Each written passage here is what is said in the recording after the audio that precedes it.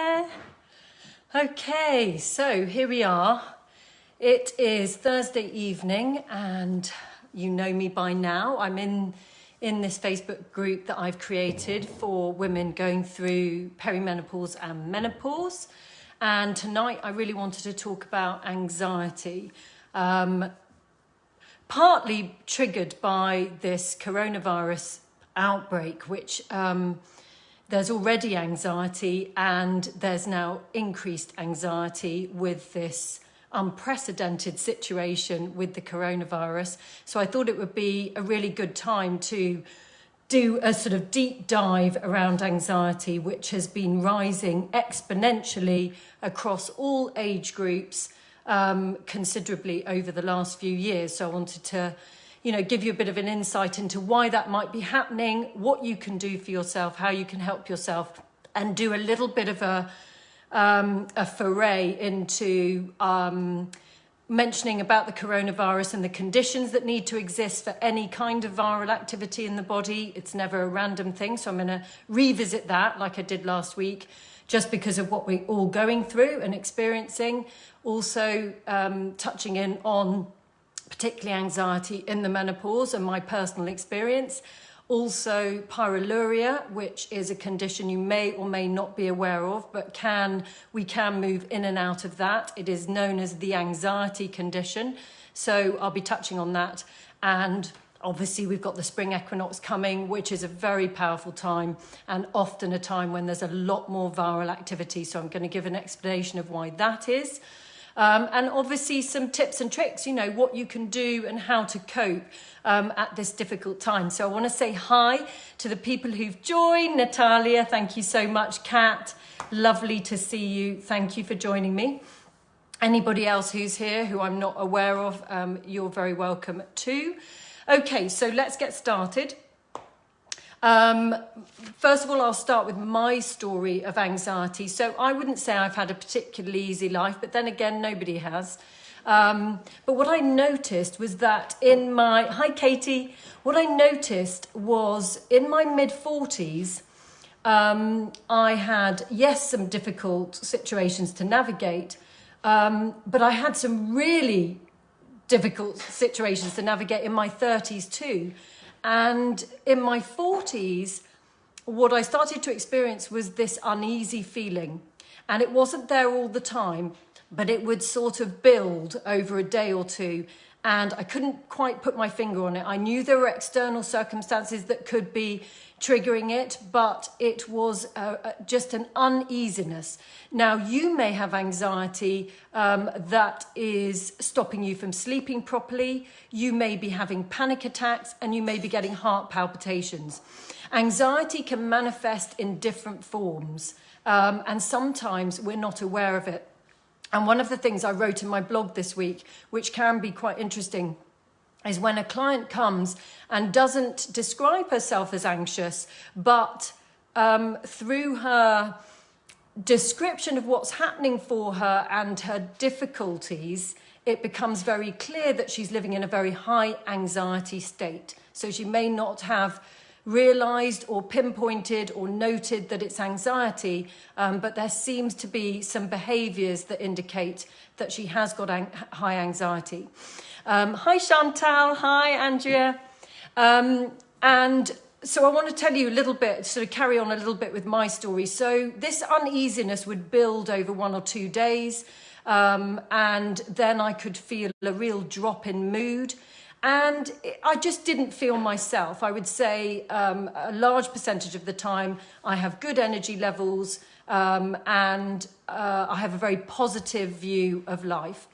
And those would be the days when I would have this uneasy feeling in my system. So it wouldn't get so much to be panic attacks or palpitations, but it was an uneasy feeling. And it made me realize that it was part of the symptoms of perimenopause. Now, I just want to remind you about perimenopause and menopause, to remind you that it is not the hormones that cause our perimenopause and our menopause in terms of the symptoms. What they do is they trigger the underlying unresolved picture, the unresolved patterns, both emotional and physical, that are then pushed up to the surface through the stirring, through the changes with the hormones. When you're going through any kind of hormonal change, it puts huge demands on your body. And that demand will make demands on your fluids, your toxic load can increase, and it becomes harder for the liver to function in a really healthy way, and the bowel can get affected as well. So you can get a lot of symptoms.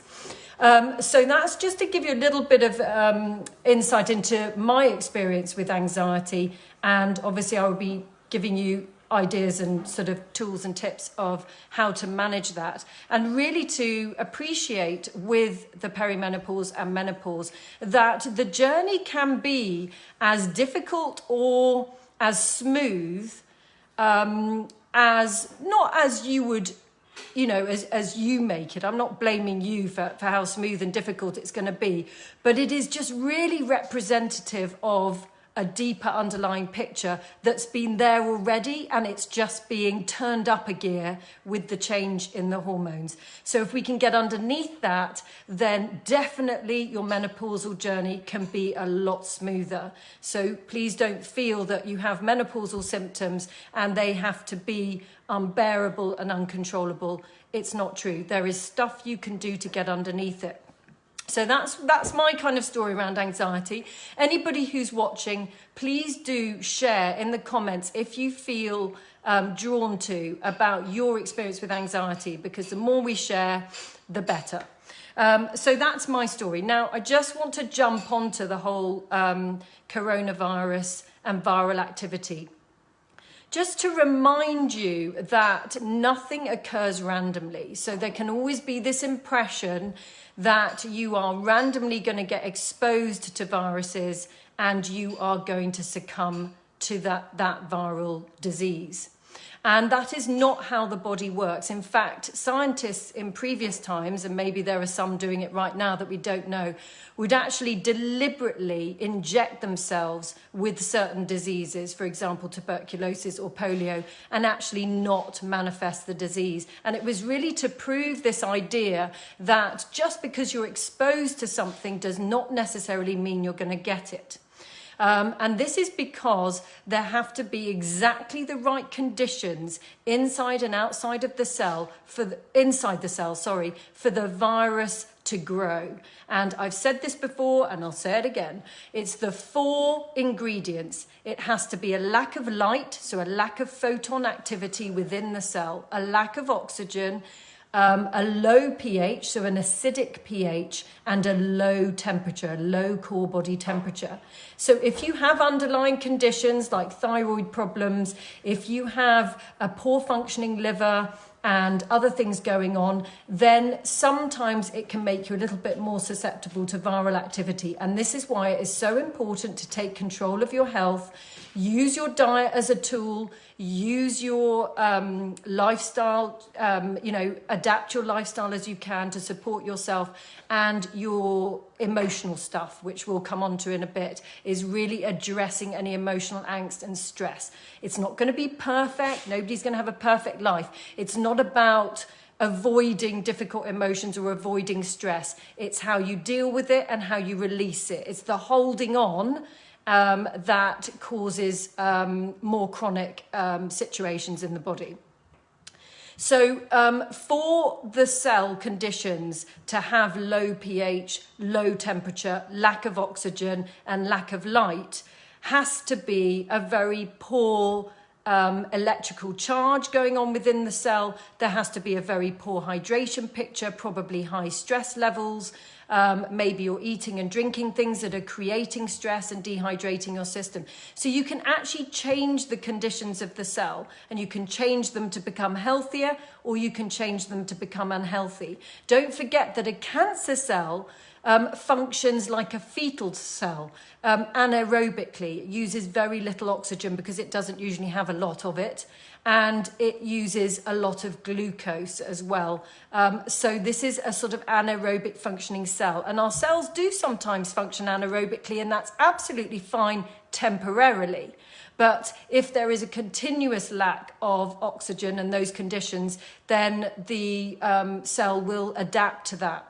So it's how you really support the body to avoid succumbing to these dramatic, awful external events that keep happening in our world, whether it's climate change, whether it's huge political change that makes us anxious, whether it's an outbreak of a new strain of a virus, whatever it is. We do have some responsibility to take care of ourselves. Hi, Sam. So that's the little bit I wanted to give you on this current state of affairs in the world with the coronavirus. If you've got any questions, please do shout them. Well, actually write them in the comments or inbox me afterwards, get in touch afterwards. I'd love to speak to you. So that's the first bit. Now, what I wanted to talk to you about was really to get into what's actually happening with anxiety on the physical level. Before I do that, I wanted to explain that obviously there is a rise in anxiety across all the ages. Tonight I am focusing on this age group, the menopausal age group, because it does tend to raise its ugly head. Hi, Julie. It does tend to raise its ugly head during times of hormonal change. So you will often find that teenagers suffer with anxiety, perhaps particularly as they reach the peak of the depletion of their body because of the huge gearing up that's required for any hormonal change. Whether you're a teenager or going through the menopause, it's the same thing in terms of the huge wherewithal that's required by the body to do that transition into the next phase of your life. It's a massive depletion of the currency that's in your bank. So if you go into menopause depleted in nutrients, dehydrated, stressed, suffering with a lot of angst, unresolved stuff that keeps triggering you, this is the time when it really hits, is any hormonal change. So not only menopause, but also pregnancy can hit, but particularly in teenagers. So we're seeing a rise in anxiety generally in the population because of this, and I've probably spoken about it quite a lot. Oh, that's okay, Julie. Thank you. The reason it's happening is because if we look at the physical, now there's a lot of emotional stuff, of course, as well. And we can't deny that with anxiety, that it can be related to emotional stuff and physical stuff. I'm kind of focusing on the physical at the moment, though. So the physical, what's happening with anxiety is that there has to be, and again, it's talking about the conditions of the cell again, slightly different to what I was saying about the viral activity, but it is still on the same line. And that is that there are 4 main electrolytes that have to be in the right place at the right time. And that is calcium, sodium, potassium, and magnesium. Now, you probably might know that magnesium is known as our nature's natural tranquilizer. Can I get my words out? Nature's natural tranquilizer, which is why often when you suffer with anxiety, you will be recommended magnesium supplements. The reason why I'm not jumping on and saying take magnesium is because if you stick magnesium into a dehydrated, toxic body, stressed, toxic body, you are going to stress the liver more. You must prepare your vehicle first, which is prepare your body first to be able to utilize the magnesium without creating more stress. Okay, so this is why supplements, yes, they're good and yes, they're useful, but they need to be put in at the right time and in the right circumstances. So if you need to ask me a question about that, please do so, or speak to me afterwards if you're considering taking any kinds of supplements to help anxiety or anything else for that matter. So we've got to have calcium and sodium, magnesium and potassium in the right place. When they're in the wrong place, and the reason they get in the wrong place is because they are carried by fluid, And because, and I know I repeat myself a lot, but I will say this until the day I die, that we are nearly 80% fluid. We are 70% fluid in the body, 80% fluid in the brain. And the lifestyles we're living, the modern living, the technologically polluted environment we're living in as well. I'm not going to diss it because I wouldn't be able to talk to you now. So this is not about, making people feel bad or anything. It is what it is. I'm just telling you what it is. So technologically polluted environment. We've got our family history to consider. We've got our diet, lifestyle, and we've got emotional trauma. Emotional trauma creates, when it's unresolved, stress, day-to-day stress, chronic stress. And all of those factors can have a dehydrating effect on our bodies. Hi, Kerry. And so it is absolutely crucial that the first thing we do is not put magnesium supplements in or potassium or whatever it is that we address our hydration so that the carrier of those electrolytes, and remember those 4 electrolytes are in abundance. Now I say that carefully because actually calcium and sodium is in abundance because our diets tend to have a lot of them in. We like using salt. We tend to like our dairy products, but even if we don't eat dairy products, calcium is widely spread across all our foods. It's very difficult to have a calcium deficiency unless there's a metabolism problem. Sodium, as I said, lots of it. The problem, potassium is in a lot of stuff too, actually. Magnesium, yes, that can get low. That is true. So with those 4, they are usually in abundance. Magnesium can be a bit low. Admittedly, potassium and magnesium are predominantly in green leafy veg. So you do want to make sure that you've got 50% veg on your plate. Now, I don't know many people who do that unless you're having a big salad. So that is important. So even if you're not having a salad, you're having vegetables. And I don't mean root vegetables, although they are great, but really getting those green leafy veg, getting half of your plate. Hi, Karen. And making sure you've got half of your plate to get your potassium and magnesium. Now, what happens with anxiety is that when you get dehydrated, and when you've been dehydrated for 2 years or more, so up to 2 years, if you're hydrating some days and not other days, you'll have a few symptoms, but you may not have too many chronic ones. If you have been dehydrated for 2 years or more, then the liver goes into protective mode. It goes into a mode where it needs to protect the fluid inside the cell. If it doesn't do that, the cell will shrivel up and die. So what it does is it coats the cell in cholesterol and damaged fats, and it makes the cell wall harder, so you can't get things in and out in the same easy way that you would if the cell wasn't coated in that way. The cell wall is made up of some cholesterol, some fats and water and bits and bobs, and that's lovely. But when the liver goes into that dehydration alert, that's when the problem starts. Because if 10% of your cells are coated in that way and your liver is in that dehydration alert, you're not going to get rubbish out and you're not going to get goodness in, which means inside the cell, the conditions change. And this is where you can have a lack of photon activity, light. Your oxygen levels can go down, the temperature can drop, and the pH becomes more acidic. And this is because sodium and calcium get stuck inside the cell. Sodium attracts a hydrogen ion, which drops the pH. Now, this could lead to viral activity. It might not. It depends. In other situations, the cell just gets gunky. I mean, I always use the word gunky, but it just gets more acidic and just less healthy.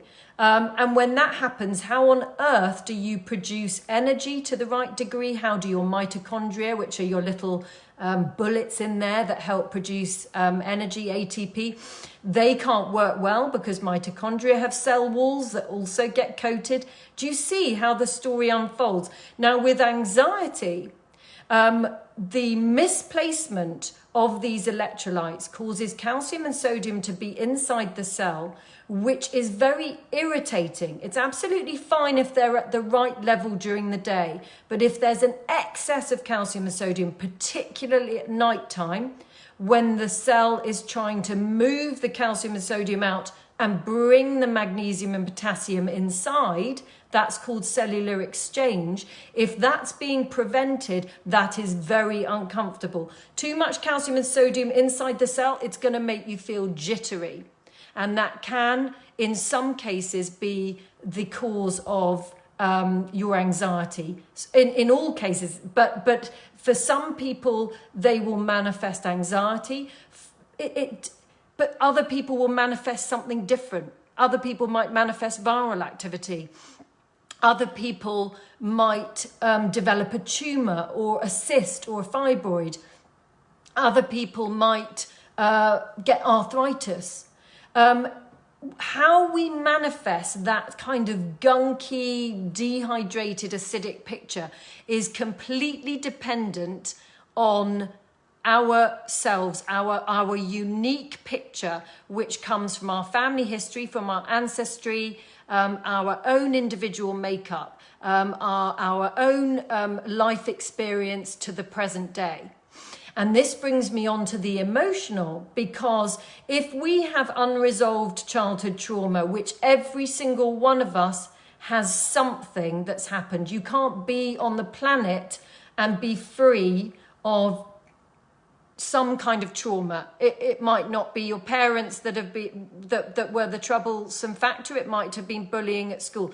It will be some incidents that have occurred, because we are not coming onto this planet for a particularly easy ride. Our soul wants to grow and evolve, and in order to do that, it has to go through challenge.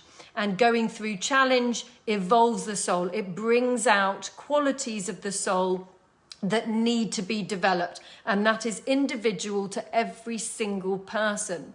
So our journey in this lifetime is not only to be the best that we can be and to present our gifts to the world, the things that we're good at, that we're naturally gifted at, and to develop our gifts, but also to acknowledge our painful past and what it's taught us and what it's shown us and how we've grown from it and to accept ourselves. So there's a whole medley. When we're looking at holistic health, it is not just about the physical, because say you're eating a really good diet and you are drinking plenty of water. You know, you say to me, I don't have gluten and dairy. I hardly ever eat chocolate or drink wine, or, I drink 2 litres of water a day. Why am I still suffering with anxiety? Or why am I still getting aches and pains in my knees? Or why am I still getting hot flushes? And this is because we're not just made up of the physical. We are made up of the emotional and spiritual too. And if we have a pattern, a belief system that doesn't resonate with our deepest soul, that isn't the best of us, then it needs to be resolved. It needs to be highlighted, because it sits like a ticking time bomb, and that ticking time bomb causes stress, and not just stress on an emotional level, which might present itself as our inner critic. That voice in our head that says, oh God, you should never have applied for that job. Look what's happened. Oh no, you're not good enough. You're this, that, and the other. Constantly criticizing us, constantly saying we haven't done well enough. So there is that aspect. And I always invite you to invite this other part of yourself, this inner coach part of yourself, that puts the inner critic a little bit to one side and says, you have done so much good, and give yourself a pat on the back. And when you don't feel like giving yourself a pat on the back, when things aren't going well, you still nurture yourself. You still treat yourself in a respectful, loving, caring way. So that is very much the emotional that needs to be addressed. And if you're interested, please do book in, because we will look at all of that. We will look at emotional, we will look at physical. So what I'm saying is, say you are well hydrated eating in what is considered to be a very healthful way, but you're still suffering with symptoms, then there is something that needs to be addressed. There is something that needs to be looked at, because all dis-ease in the body is the result of incomplete emotional processing. It always starts with our thoughts, which manifests as feelings, thank you, which then turns into behaviors. So I am not a nutritional therapist who is going to shove you a dietary plan that you then stick to for the rest of your life. It doesn't work like that. Hi, Pamela. Hi, Nikki. It doesn't work like that. We have to get underneath what's going on, both on an emotional and a physical level. And then we need to create a healthy mindset that really supports your journey. And it's not about food is good and bad, or any of this emotional stuff. Hi, Liz. Any attachment to any of that. It's about creating healthy habits and really developing a loving, healthy relationship with yourself. And menopause is one of those times when push comes to shove. All of that stuff, if you've been beating yourself up for years for not being good enough, or you haven't got to a certain place in your career, or your children don't speak kindly to you, if there's areas in your life that are not working for you, that don't feel right, that are not good, it is an opportunity, an invitation for you to address those and take charge. And it's not about blame. No, I'm not blaming anybody here. It's not about blame. It's about, this has happened to me. This has happened to me in my past. I'm taking ownership of what's happened to me. I'm not blaming myself. I'm not blaming my parents. I'm not blaming anyone. I'm taking ownership for what's happened, and I'm taking care of me, and I'm putting myself first. And from that place, you can then become your best self, and then be able to serve in a way that humanity is destined to serve. We are here to serve. We are not here to live a quiet, small life. Or you can live a quiet life if you want, but a quiet, small life, keeping ourselves small, not, embracing our talents and developing our talents and our gifts. We are here to make manifest the glory of God within you. That is not a very well recited bit of Marianne Williamson's incredible poem or speech that Nelson Mandela wrote about. But we are born to make manifest the glory of God within you. It's not about keeping small.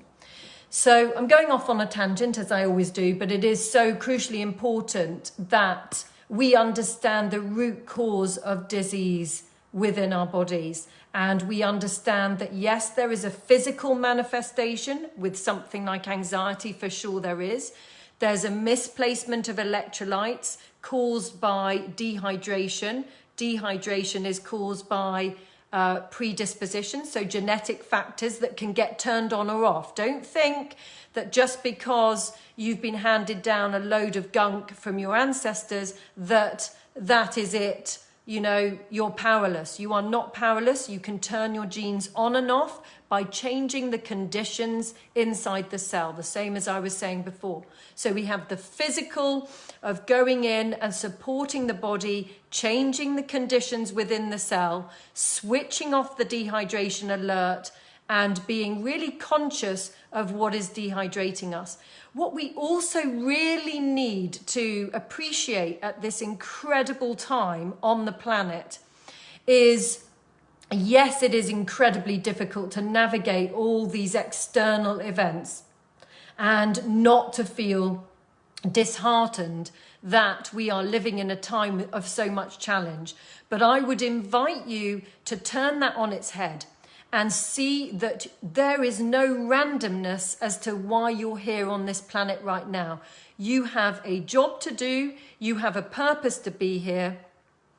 You have a light-bringing quality to you to lift the resonance and the vibration of the earth through your self-care, your mindfulness, your healthy dietary care of yourself, your healthy lifestyle, your kindness to others, and expressing your God-given talents. So we are here at a time, and you can either choose to pick up the gauntlet and say, yes, I hear you, I want this, I want to overcome these issues, these health issues I have, this anxiety I have, or these hot flushes I have, or whatever symptoms it is that you are suffering from right now.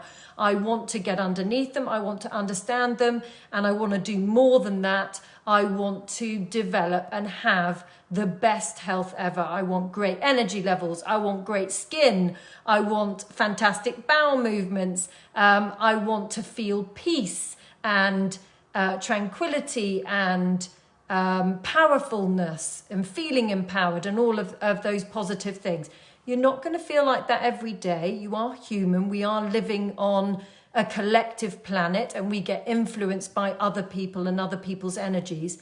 But again, that's not an excuse not to continually take care of our own resonance, our own vibration, and be a shining light to others on the planet, and not to give in to succumb to the fear mentality that woe is me, all is bad, the earth is falling apart, what are we going to do? This is a phase. It is a particularly unpleasant phase with the coronavirus. It's tricky because we're in the most viral active time of the year, which is March time, which is not a coincidence. It's because we have the spring equinox on the 20th of March. And in order to be able to do the energetic shift from winter into spring and have that wonderful energy and vitality throughout spring and summer, the body does a gearing up. It's much more powerful than a full moon, and anything that you are holding on to, any unresolved emotion, any physical gunk from eating foods that don't suit you, or, you know, whatever it is, lifestyle, burning the candle at both ends, or over-giving, or whatever your patterns are, whatever you're holding on to, it will be highlighted to you at this time of the year. And in the body's desire to shift up a gear, flip the lymph the other direction. Do not ask me which way. Hang on, let me check. It goes in springtime, instead of going, so wintertime, the lymph goes this way.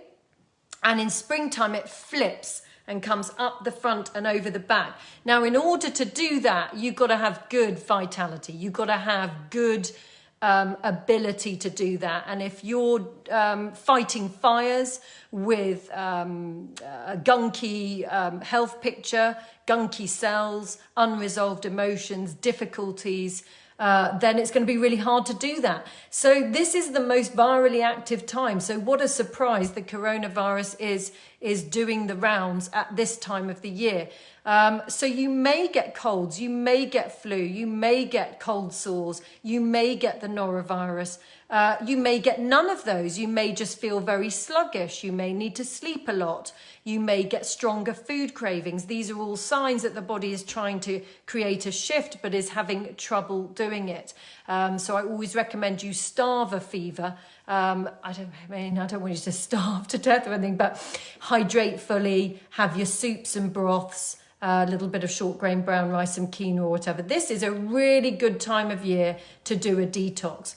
But I don't want you to get into kind of unhealthy emotional patterns with your food. So if you like to do what I love, which is the weekly plan, where you say a couple of times a week, 80-20 ratio, where you say, I'm going to have my favorite chocolate, I'm going out for dinner, I'm going to drink wine, and kind of be balanced and have a balanced approach about it, that's fine.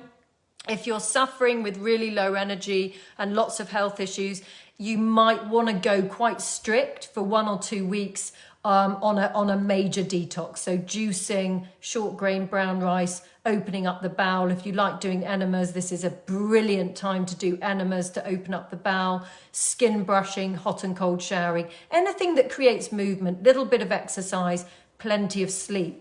So those are the kinds of things that you want to be looking at this time of year.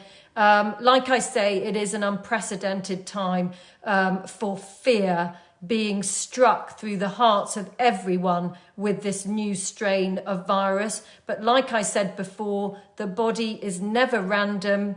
There is a particular order in which the body works. And if you can continually support your system, not sabotage yourself, and I don't mean sabotaging yourself necessarily with chocolate bars, although obviously it's a good idea to watch that a little bit if you can, but also sabotaging yourself in terms of your emotions, you know, not standing up for yourself when you need to, not withdrawing when you need to, for example, giving away your power. You'll always know when you've done that because you feel totally drained afterwards. So it's paying attention to your energy and really keeping your vibration high. Like I said, I'm no saint. I mean, I have good days and bad days, both with my diet, both with my vibration, with my emotional state. But I'm always in this process of listening to my body and wanting to support it. Even when I'm stuffing a chocolate bar in. So it's really kind of not being judgmental on yourself about that either. It's kind of going with the flow, you know, being easy on yourself and recognizing when that critic, that inner critic comes up and gives you a hard time, and recognizing that you also have this other side to yourself, a nurturing side, and bring that nurturing in to calm yourself down and support yourself. Now, does anybody have any questions about anything to do with anxiety or anything that I've mentioned so far? Please do write in the comments, or if you'd prefer to keep it totally private, of course, please do message me or contact me afterwards. You can schedule a phone call by going to my website and clicking on the contact me button. I'd hugely recommend you to join my mailing list, because every week I write and write and write and write about everything you can do to support yourself, obviously on different topics each week. Today I had a great response to yesterday's blog and email, which was awesome. I can't thank you enough for all the information you provide. And it makes it worth it, because writing those emails, it takes me a good day to do it, because I don't want to just write a load of stuff. I want to write stuff that is really going to help you to support your body more, and really kind of a little bit of a wake-up call sometimes as well, but just really help support you. So I put a lot of time into that and effort into that. So do join my mailing list if you want to get that kind of weekly support, so you're continually tuned in. So if you're watching my Facebook Lives, I'm trying to do them once a week, and then the mailing list once a week. Twice a week, you're going to get this kind of supportive information that's hopefully going to keep you on the right trajectory, so you can really look after your health. Now, nobody's sort of made any comments, so that's fine. So what I also want to touch on is a condition called pyroluria. Now, the reason I want to talk about this is because pyroluria is known as the anxiety condition. It is usually indicative of extremely high anxiety and can result in extreme behaviors. Now, to a greater or larger extent, all of us can move in and out of pyroluria at different times. So I thought I'd give it a little mention tonight, describe what it is, what's happening, and maybe you can see whether that is something that you might get. You can get tested for it. I don't do the testing. But you can get tested for it if, when I talk about it or after I've talked about it, you sort of think, oh, I wonder if I've got that going on. What I will say is that there are always solutions, and I can give you those solutions. And once I've explained what it is, I will talk about that, so you will hopefully feel supported in that. So a brief explanation of pyroluria. So pyroluria basically stems from a normal action that occurs in the body, but within a body that is out of kilter, where the liver is very unhappy. And if the liver is unhappy, then the bowel is for sure unhappy first. Because remember that the liver uses the bowel as a route out. So if the bowel's not happy, which when we're dehydrated and stressed, that will immediately affect bowel function. And you might think you're having normal bowel movements, but you want them to be large, colossal and aerated for them to be really good quality bowel movements. And I don't know a lot of people that are really doing those kinds of bowel movements in this very dehydrated, stressful, drying environment that we live in and day to day live. So what happens is, the normal thing that happens is that every day our red blood cells break down, and normally and naturally they produce something called cryptopyrroles, and that is perfectly fine and normal, and the body excretes the cryptopyrroles and off they go, and that's all fine. Now what interferes with that is a dehydrated acidic picture, no surprise, and therefore an unhappy bowel, and most importantly a very unhappy liver. And what happens is the liver is not able to excrete the cryptopyrroles to the right level, and the cryptopyrroles end up, hi Lanka, the cryptopyrroles end up binding up vitamin B6 and zinc, which causes copper to shoot up. Now, when copper levels get too high in the body, they create inflammation. And this will give rise to anything from anxiety to any other emotional condition, depression, physical inflammation, such as all sorts of different things, cysts, tumours, fibroids, arthritis, heart conditions, high blood pressure. You know, it's all inflammation, isn't it? And of course, remembering that with the menopause, there's going to be an enhancement of those kinds of levels of inflammation. So with the hot flushes, remembering that the liver is using the skin like a third kidney. Clear the toxicity, lots of heat, clear it, hot flush, and then off we go again. Do you see? So the menopause is always showing us where we're at in terms of our dehydration and toxicity picture. So going back to the pyroluria, you then become very low in B6 and zinc, which is absolutely crucial. I love the heart, which is absolutely crucial for a healthy functioning liver. And for many other functions in the body. Zinc is very important to the integrity of the cell membranes, all the membranes that line the digestive tract, our outer skin, our skin, and also our inner skin. So they have very important roles, and hormonally, B6 and zinc have huge roles as well. So what can happen is, as we become more dehydrated and toxic and the liver struggles to cope, is that we can get this buildup of cryptopyrroles from the normal metabolism of red blood cells, and this binds up the B6 and zinc, causes the copper to rise, causes inflammation, and depending on your unique history, your unique picture, both emotionally, physically and spiritually, we're all unique. That's why we present our diseases in unique ways. We might have similar manifestations, but the combination of symptoms we have can be absolutely unique to the individual. And that is why in menopause, some people will breeze through and some people will be beset with symptoms that are virtually intolerable and cause a standstill to their lives. And that is dependent on a number of different factors unique to you: your toxic load, your family history, your environment, your emotional trauma, your diet, your lifestyle, etc., etc. And this is what we unpiece and unravel in our one-to-one sessions, is get underneath and find out what is actually going on here.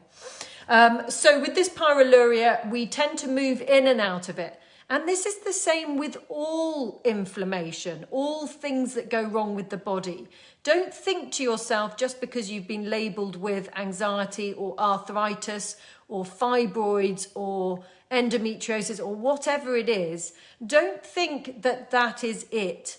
because that is why you'll have pain some days and some weeks of the month and not other days, because the body is a movable feast. It is every day doing its absolute utmost for you to clear the toxic load and rebalance the system.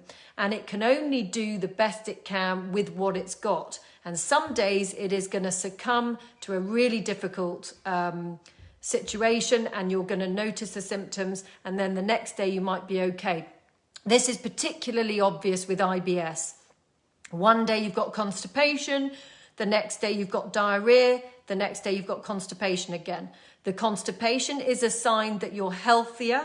The diarrhea is a sign that you've gone deeper into your dehydration and toxic picture. Then you come back out again with the constipation, which is still not good, by the way. We want to come out of it and have normal bowel movements. But that's why that sort of thing happens, is that you'll get symptoms one day or 1 week, and then they might be okay the next, because the body is continually working for you to try to rebalance your system. Hi, Sonia. Okay, so that is pyroluria. What can you do about it? Well, it's all the same stuff. It's opening up bowel with good hydration, swollen diet, avoiding particularly dehydrating factors, stress, drugs, as I call them, you know, tea, coffee, chocolate, alcohol, cigarettes, Coca-Cola, that sort of group, gluten, dairy, those kinds of things. So adjusting your diet, lots of vegetables, soups, stews, brown rice, all that lovely stuff. You know, this is really the time of year for it. March is a fantastic time of year to really have plenty of those kinds of things.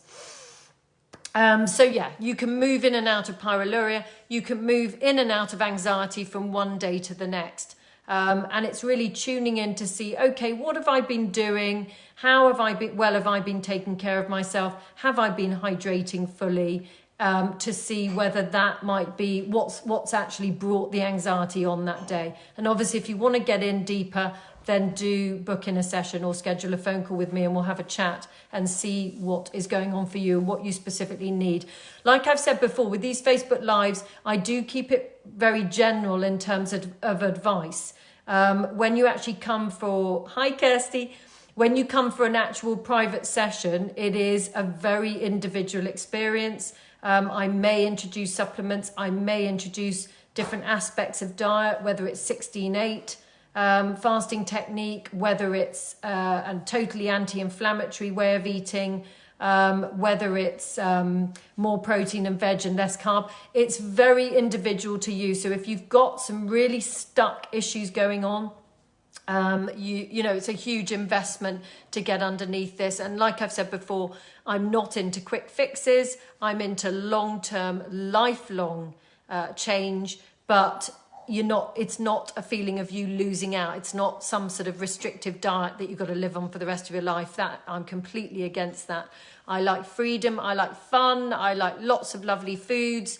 Delicious tasting foods that are less healthy and delicious tasting foods that are healthy, but lots of freedom and lots of balance within the whole thing. So, you know, it's life-changing to go on this journey, to wake up and go on this conscious journey of acknowledging what your body's doing for you, understanding the symptoms it's presenting, getting underneath them, getting to the root cause, and really beginning this lifelong journey of self-care, of putting yourself first so that you can be the best to humanity, basically. So that's your pyroluria. If you want to know more about that, do put a message in the comments or inbox me. And I'd love to talk to you about that. The other thing to say about anxiety is that it indicates in traditional Chinese medicine, and again, remembering that the way I work, I'm a nutritional therapist with a background in traditional Chinese medicine and Western naturopathy. And it all works beautifully together, but it gives you a broader horizon than just doing nutritional therapy, which just focus on diet. And of course, I'm also a life coach, so you develop a lot of skills around self-care and a healthy mindset with that. And then all my spiritual stuff as well, of course, because, you know, I deeply believe in us being connected to source and the wisdom within us and our spirituality.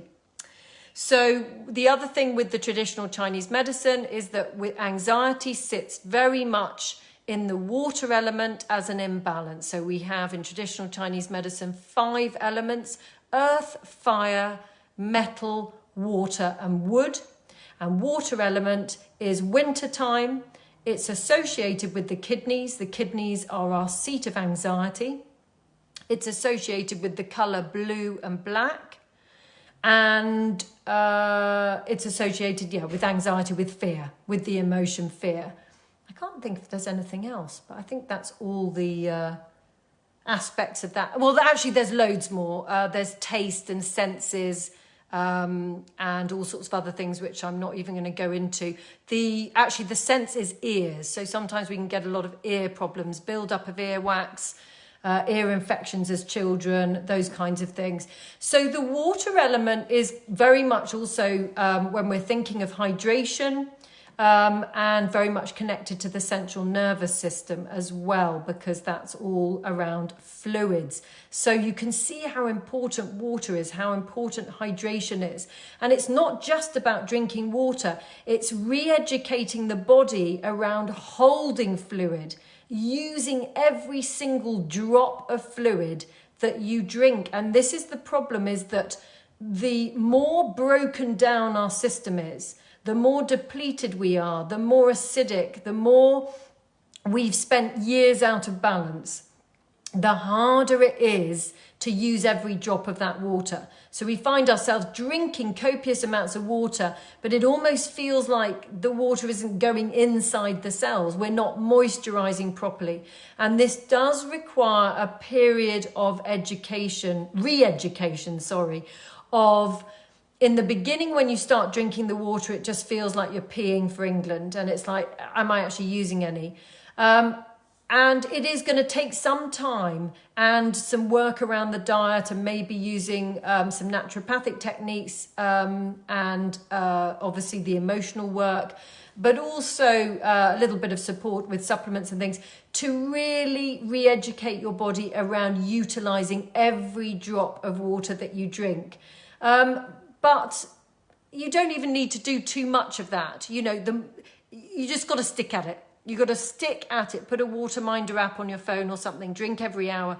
Keep drinking. And in fact, the medical advice from Stanford Medical School, I think it is actually saying for the coronavirus to drink lots and lots of water.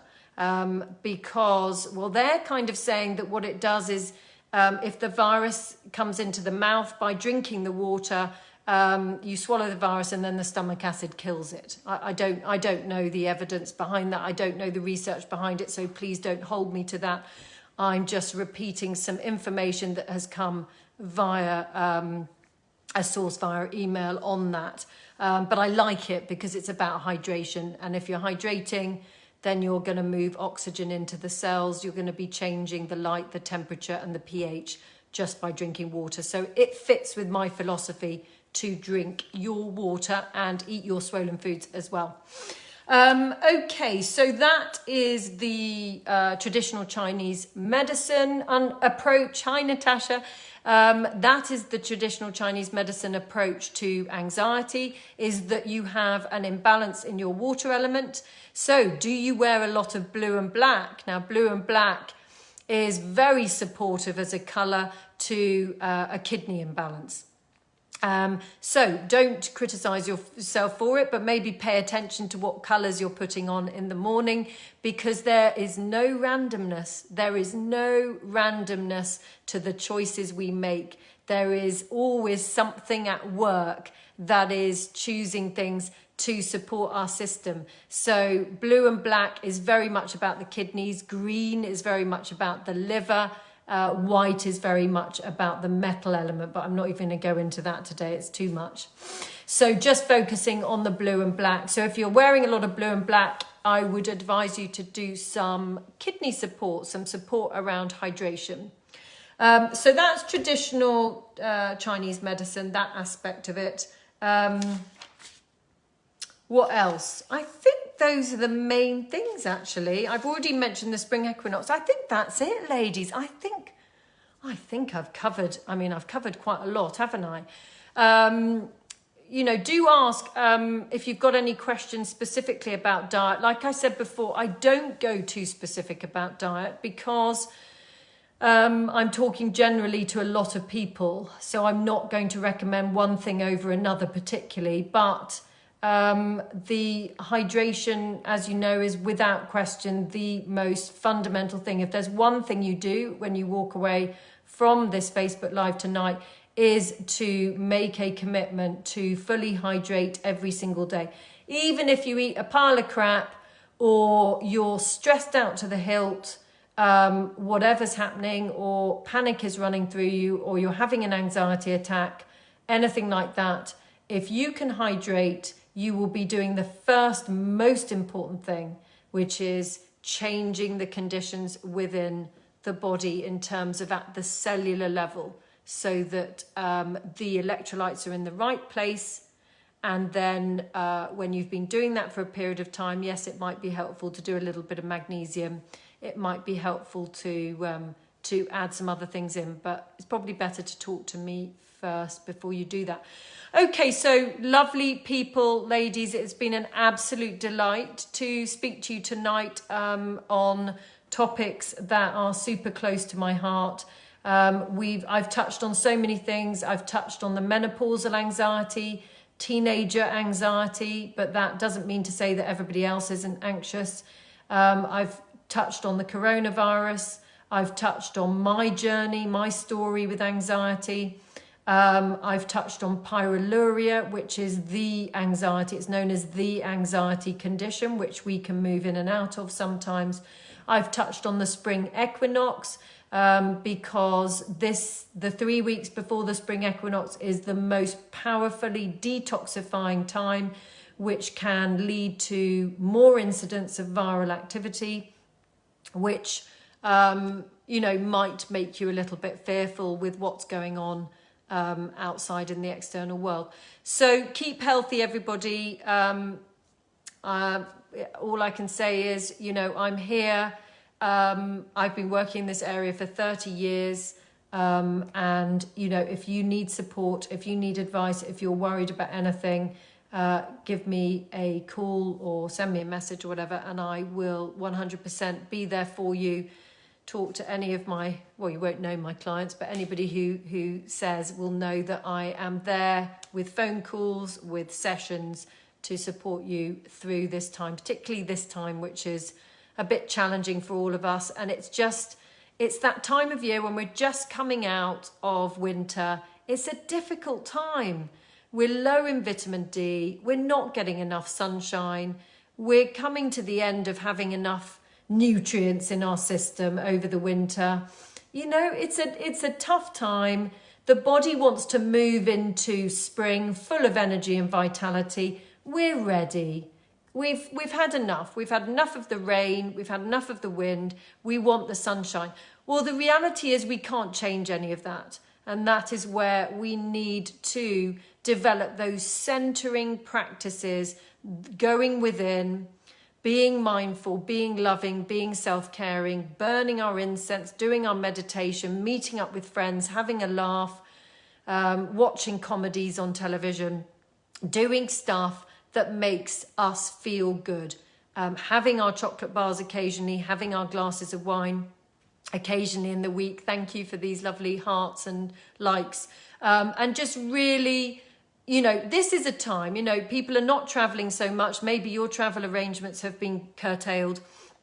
And so this is a really useful time to take stock and just take a breath in. Okay, what's working in my life? What's not working? What habits are working? What's not working? Without judgment, no emotion. This works. What can I do for myself? What can be caring for myself? What can be also loving and serve the community as well? So yeah, it's kind of going to be over and out now to you lovely people. Thank you so much for watching. And like I say, do join my mailing list if you like what you're hearing. Hopefully one day I might even start a podcast. That'd be quite fun. Oh, look, I love all these hearts. Yes, yes, yes, I love hearts. So, love you all and wish you so many blessings. Don't let your kids panic about all this stuff with the viral stuff. Know that you are cared for. Know that you're going to be okay. Know that this is just a certain time. It is going to pass, just like the SARS virus, just like Ebola, all of those. It's not nice. It's not pretty. We need to be mindful. We need to tap into our wisdom. We need to follow those people who uplift, not fearmonger. So be protective of your own energy. Have a great weekend ahead, ladies, and message me if you need support. Over and out.